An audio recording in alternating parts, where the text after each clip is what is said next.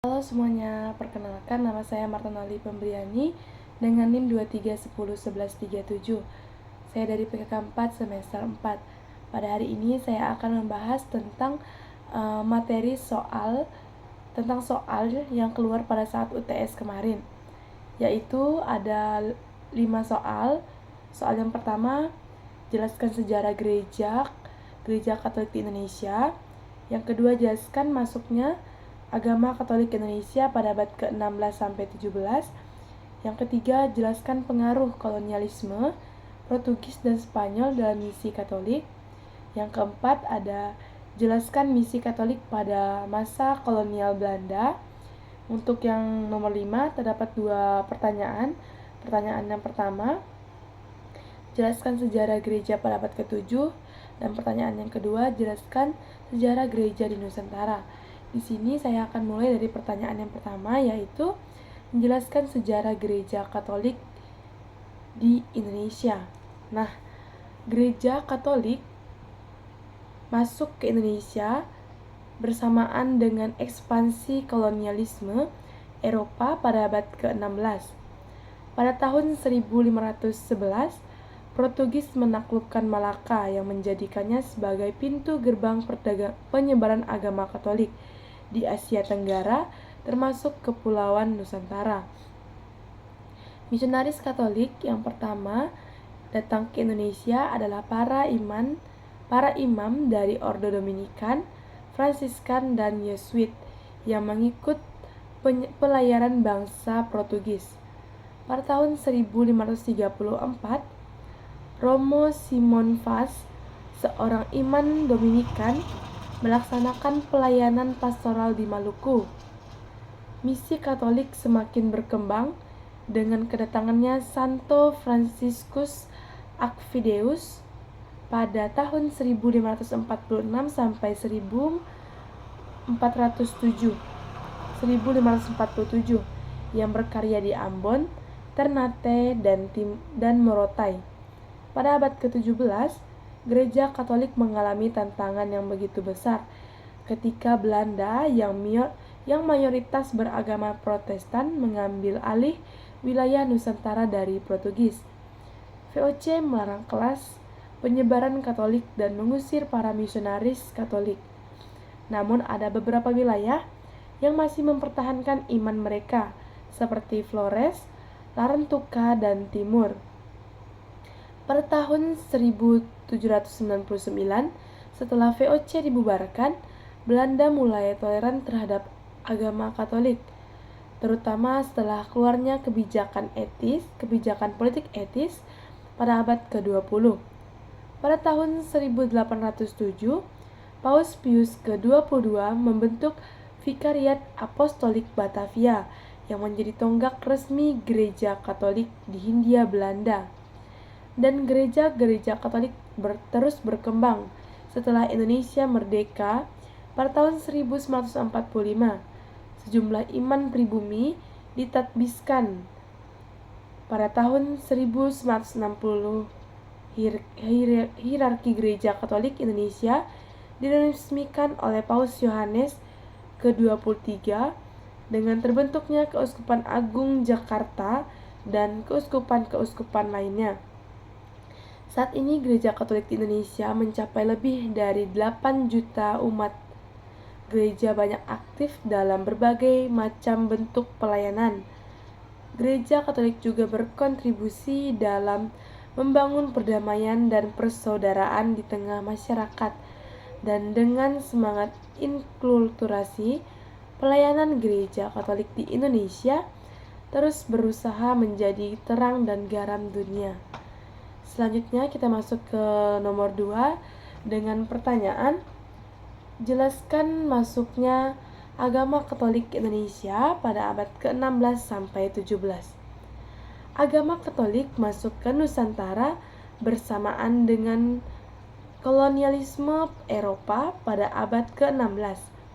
Pada saat itu, bangsa Portugis melakukan perjalanan laut untuk mencari jalan perdagangan rempah-rempah.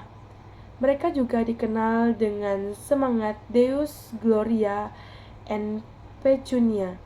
yang berarti Tuhan, kemuliaan, dan kekayaan.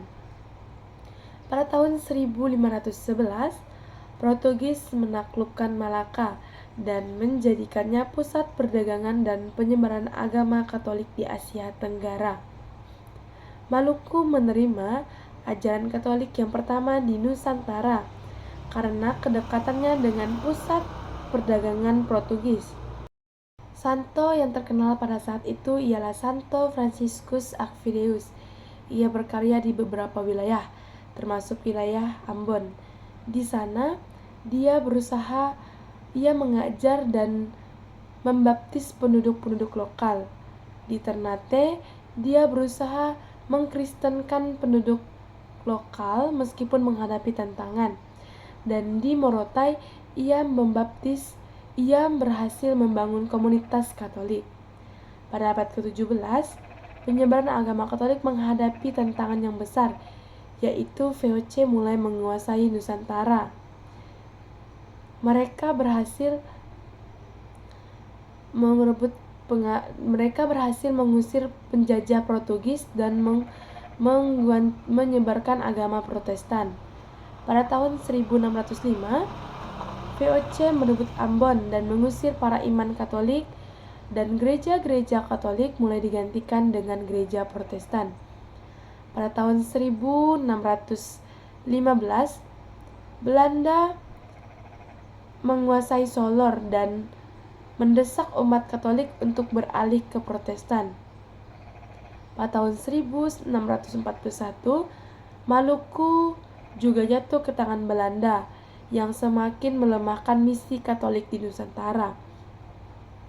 Meskipun VOC melarang keras adanya agama Katolik, beberapa wilayah tetap menjadikan menjagakan iman mereka, seperti Larantuka yang masih mempertahankan iman mereka berkat perlindungan raja-raja lokal yang sudah menerima agama Katolik. Sehingga saat ini Larantuka dikenal sebagai pusat Katolik tertua di Indonesia.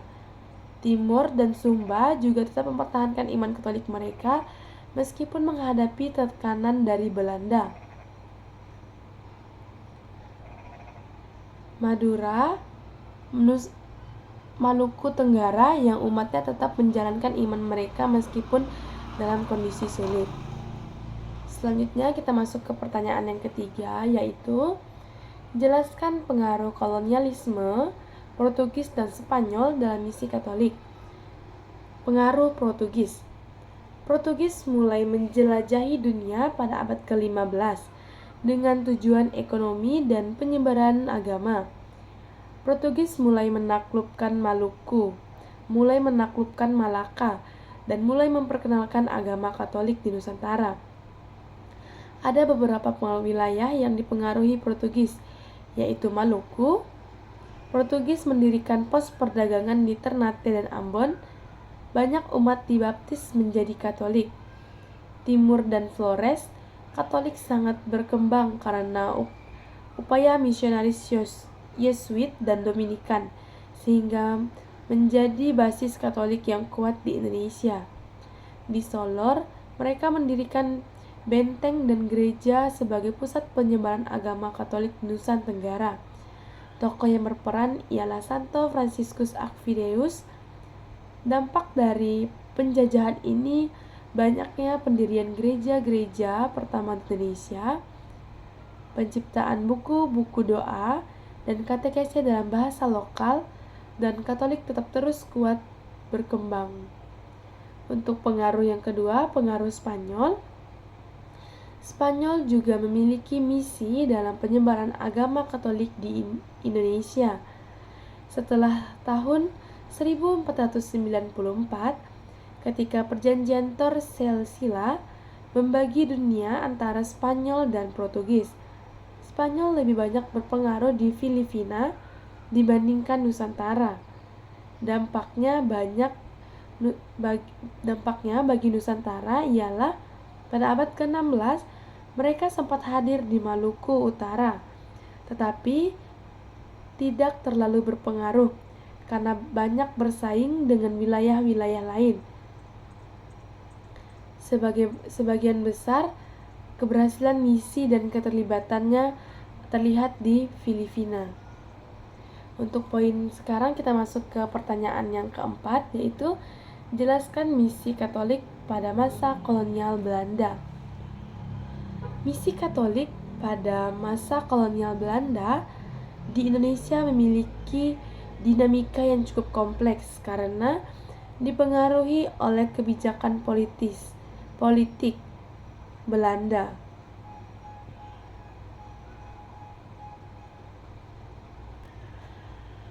Peran tarekat misionaris serta interaksi dengan masyarakat lokal dan agama-agama yang sudah ada.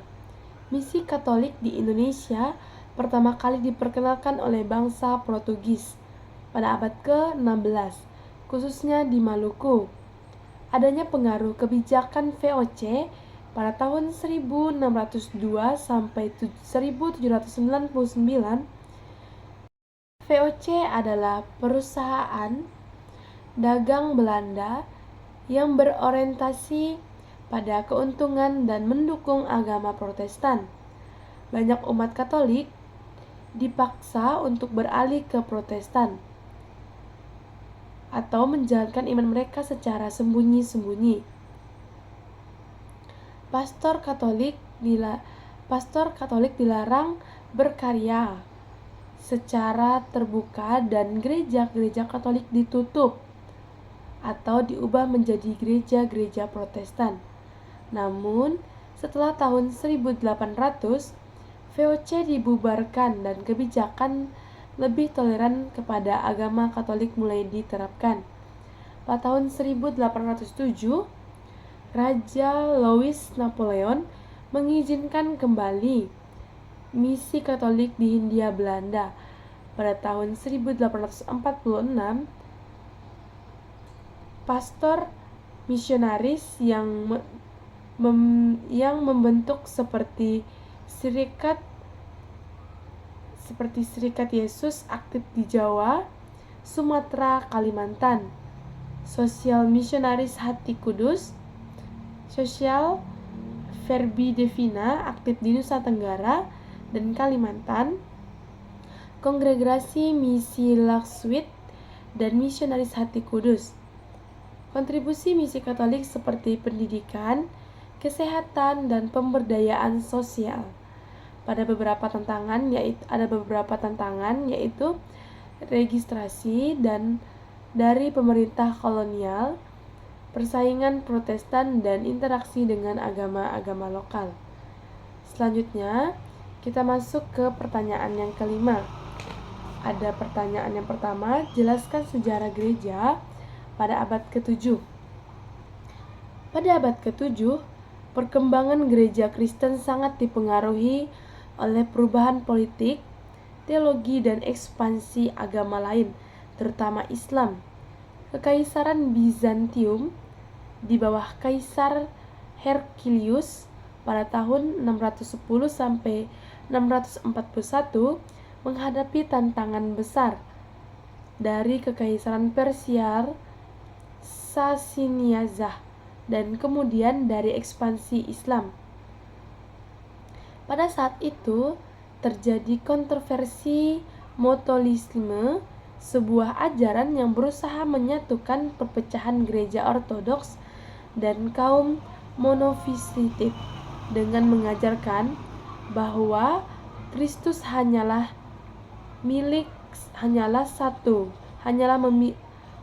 memiliki satu kehendak ilahi. Tetapi Konsili Lateran menolak monotelisme. Pada tahun 632, penyebaran Islam makin berkembang. Kota-kota Kristen seperti Yerusalem, Antioquia, dan Alexia jatuh ke tangan Muslim. Banyak komunitas Kristen di bawah pemerintahan Muslim mempertahankan keyakinan tetapi harus membayar pajak khusus.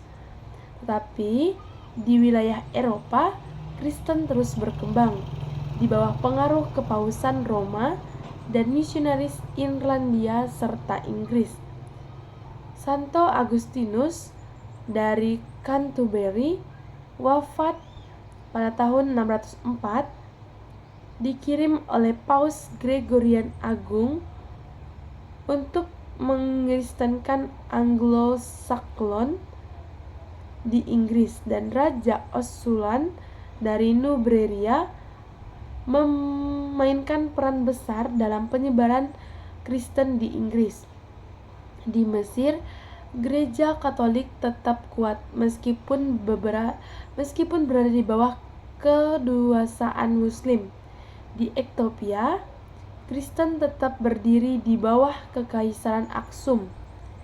Gereja Nestoria di Persia dan di Asia Tenggara masih berkembang meskipun menghadapi tekanan. Ada beberapa pengaruh yang juga terjadi pada abad ke-7, khususnya Sriwijaya sudah menjadi pusat perdagangan yang mulai dan berbentuk dengan berbagai bangsa, termasuk Persia dan India. Dalam sejarah Kristen di Asia, Gereja Nestoria yang berasal dari Persia sudah menyebarkan ajarannya ke wilayah-wilayah. Ada kemungkinan bahwa penyebaran atau misionaris singgah di berbagai wilayah di Nusantara, meskipun tidak ada bukti yang mengenai.